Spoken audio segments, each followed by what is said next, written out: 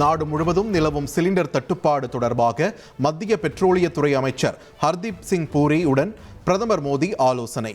உள்நாட்டில் சமையல் எரிவாயு மற்றும் பெட்ரோலிய பொருட்களின் இருப்பு குறித்து அமைச்சரிடம் பிரதமர் கேட்டறிந்தார். மேற்காசியாவில் நிலவும் போரால் இந்தியாவில் எரிபொருள் தட்டுப்பாடு ஏற்படும் அபாயம் உருவாகியுள்ளது. அத்தியாவசிய பொருட்கள் சட்டத்தின் கீழ் பெட்ரோலியம் மற்றும் இயற்கை எரிவாயு விநியோகத்தை முறைப்படுத்த மத்திய அரசு உத்தரவிட்டுள்ளது.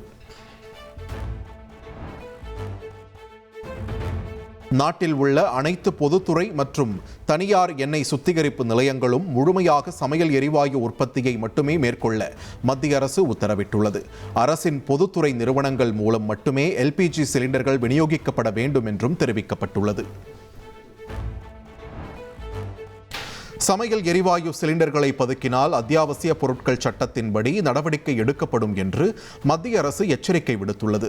சட்டத்தை மீறும் நிறுவன உரிமையாளர்களுக்கு சிறை தண்டனை, அபராதம் விதிக்கப்படும் என்றும் தெரிவிக்கப்பட்டுள்ளது. சிலிண்டர் தட்டுப்பாட்டால் பொதுமக்கள் பாதிக்கப்படாத வகையில் நடவடிக்கை எடுக்க வேண்டும் என்று பிரதமர் மோடிக்கு முதலமைச்சர் மு.க.ஸ்டாலின் கடிதம் எழுதியுள்ளார். மத்திய கிழக்கு நாடுகளில் சிக்கியுள்ள தமிழர்களை மீட்கவும் முதலமைச்சர் வலியுறுத்தியுள்ளார். சிலிண்டர் பிரச்சினை மேலும் தீவிரமடையாமல் இருக்க நடவடிக்கை எடுக்க வேண்டும் என்று மத்திய அரசுக்கு அதிமுக பொதுச் செயலாளர் எடப்பாடி பழனிசாமி வலியுறுத்தியுள்ளார். தமிழகத்தில் ஹோட்டல்கள் தொடர்ந்து இயங்குவதற்கான எரிவாயு ஏற்பாடுகளை மாநில அரசு செய்து தர வேண்டும் என்றும் அவர் கூறியுள்ளார். தமிழகத்தில் அடுத்த 20 நாட்களுக்கு தேவையான சிலிண்டர் கையிருப்பு உள்ளதாக அரசு அதிகாரிகள் தெரிவித்துள்ளனர். தடையின்றி தமிழகத்திற்கு கேஸ் சிலிண்டர்களை விநியோகிக்க மத்திய அரசுக்கு வலியுறுத்தல். தென் மாவட்டங்களில் சிலிண்டர் பதுக்கல் மற்றும் கள்ளச்சந்தையில் விற்பதை தடுக்க தனிப்படை அமைக்கப்பட்டுள்ளது. மதுரை முதல் கன்னியாகுமரி வரை 10 மாவட்டங்களில் கண்காணிப்பு பணி தீவிரப்படுத்தப்பட்டுள்ளதாக குடிமைப் பொருள் வழங்கல் அதிகாரி தெரிவித்துள்ளார். கேஸ் தட்டுப்பாடு குறித்து ஹோட்டல் உரிமையாளர்களுடன் தமிழக அரசு நாளை ஆலோசனை நடத்துகிறது. தலைமைச் செயலகத்தில் உணவுத்துறை அமைச்சர் சக்கரபாணி தலைமையில் நடைபெறவுள்ள ஆலோசனையில் கேஸ் சிலிண்டருக்கு மாற்றாக மாற்று வழியை கையாள்வது குறித்து ஆலோசிக்கப்பட உள்ளது.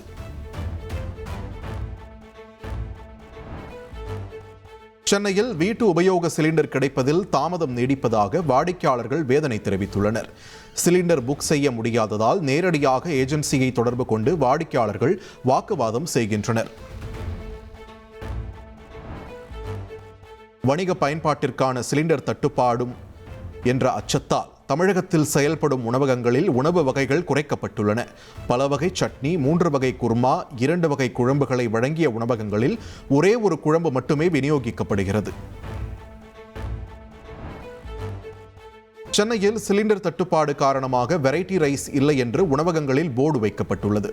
ஒரு சில ஹோட்டல்களில் எண்ணெயில் பொரிக்கும் அப்பளம், பூரி, தோசை உள்ளிட்டவை சமைப்பது நிறுத்தப்பட்டுள்ளது.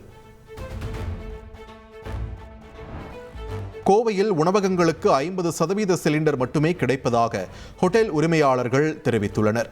உணவு பட்டியலை குறைக்கவும், மாலையில் 4 மணி முதல் 6 மணி வரை கடைகளை மூடவும் மாவட்ட உணவக உரிமையாளர்கள் சங்கம் முடிவு செய்துள்ளது.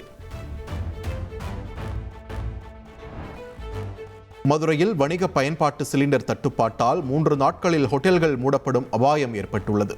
25,000க்கும் மேற்பட்ட தொழிலாளர்கள் வேலை இழப்பதோடு பொதுமக்களும் பாதிக்கப்படும் நிலை உருவாகியுள்ளது.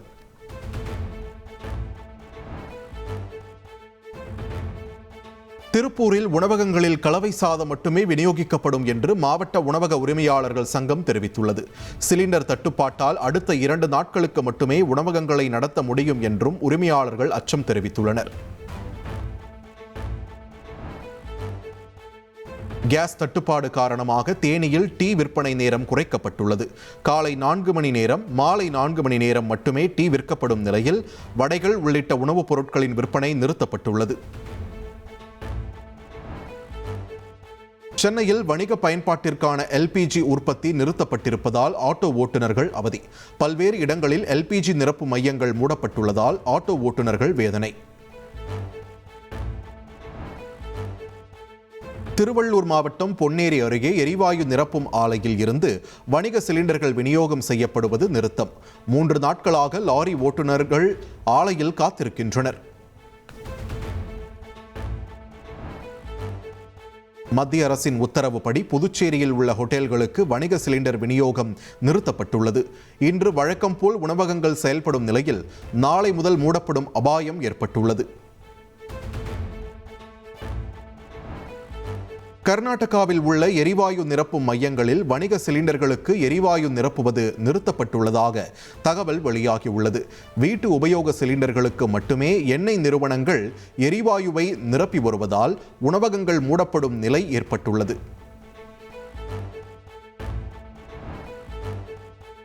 சென்னையில் ஆபரண தங்கத்தின் விலை சவரனுக்கு 800 ரூபாய் அதிகரித்துள்ளது. 1 கிராம் தங்கம் 15,050 ரூபாய்க்கும், ஒரு சவரன் ஆபரண தங்கம் 1,20,400 ரூபாய்க்கும் விற்பனை செய்யப்படுகிறது.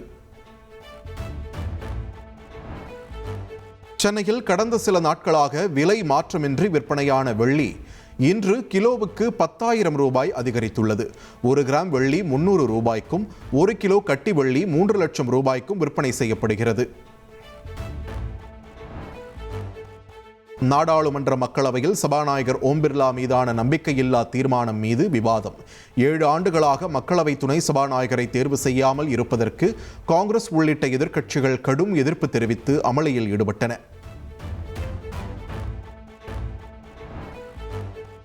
நாளை தமிழகம் வருகை தரும் பிரதமர் மோடி 5,655 கோடி ரூபாய் மதிப்பிலான வளர்ச்சி திட்டங்களை தொடங்கி வைக்கிறார்.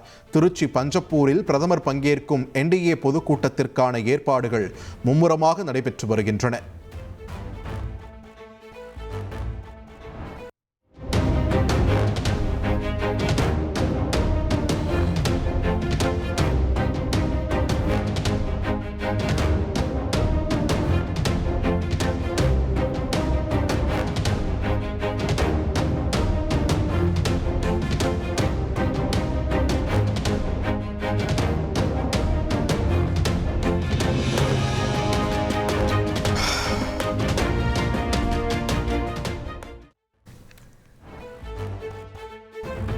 தொகுதி பங்கீடு குறித்து மார்க்சிஸ்ட் கம்யூனிஸ்ட் கட்சியுடன் திமுக நடத்திய 2ஆம் கட்ட பேச்சுவார்த்தையில் உடன்பாடு எட்டப்படவில்லை. திமுக கொடுக்க முன்வந்துள்ள தொகுதிகள் ஏற்புடையதாக இல்லை என்று மார்க்சிஸ்ட் கட்சியின் மாநில செயலாளர் சண்முகம் தெரிவித்துள்ளார்.